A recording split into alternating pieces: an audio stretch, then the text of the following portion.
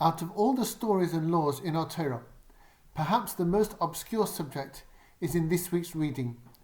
In Tazria Metsora, we have the laws of Tzora'as, a mysterious illness which affected the skin or the hair, or manifested as discoloration in a garment or a building.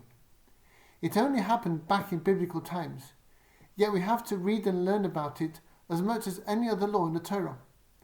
So what does it teach us about bettering ourselves and our world? The Nesiva Shalom offers an explanation which makes it surprisingly relevant to us in our day-to-day life. He says that our parasha teaches us the anatomy of sin. Let's start with a look at one of the opening verses about Tzora'as. Adam ki yihyeh va'or b'soroi se'es oisapachas oivaheres v'hoyo va'or b'soroi leneget Tzora'as, which means, if a person has in the skin of their flesh a se'es or sapachas or baheres, and it becomes a plague of Tzora'as in the skin of their flesh. Nesiva Shalom says that this verse talks about different blessings from God. Se'es can mean uplifting, an elevation in social status. Sapachas means attachment, something which is indirectly associated with the person. This hints at material possessions which belong to us but do not actually become a part of us. Baheres means brightness, a sense of well-being, a joie de vivre.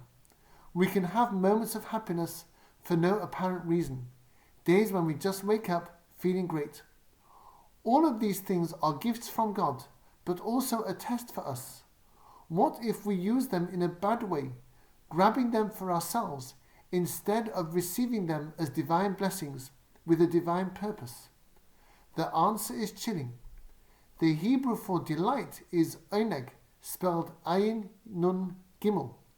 This is what God's gifts are supposed to bring to us. When we twist and abuse them, then the letters themselves are twisted, and God-given delight, oneg, ayin nun gimel, becomes nun gimel ayin, nega, a plague. Initially, these things are only skin deep. They've not become a part of us. So the Torah describes them as a plague only in the skin. We may at this point still be discomfited by our dalliance with a life of leisure and grandeur. So we go to a kohen, to a rabbi or a teacher or a wise friend, and ask for advice. The Torah says that the kohen might see a white hair, and that the plague might have gone beneath the skin. The plague beneath the skin means that this taste for luxury, for honor, and meaningless merriment has become a part of the person, burrowing into their soul. They forget about God because they don't feel they need Him. They fall away from Him and drift into error and futility. God's blessing has become a curse. The white hair means that their vigor and energy for the service of God is aging and slowing. Righteous people retain their enthusiasm for the service of God to the very end, even at a ripe old age. But people who are waylaid and derailed by social status, wealth, or emotional highs can suddenly slacken off, becoming spiritually aged before their time. And what are the words Tzora'as? The Targum translates Tzora'as as machtash segiru, a disease of closing. What does this mean? On Pesach, we read in the 5th chapter of Shir HaShirim, the Song of Songs, that God implores the Jewish people to open their hearts to Him. Open for me, my sister, my love, my dove, my perfect one. This is the meaning, the point of a blessing from God. He gently awakens us with a beautiful present and asks if He might join us.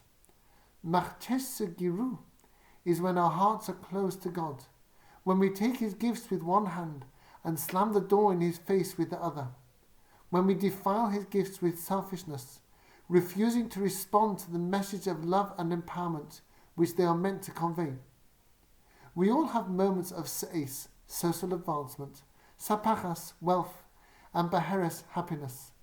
Let us remember that each one is a quiet tap-tap on the door of our hearts, and that it is up to us to choose whether they remain oneg or become nega.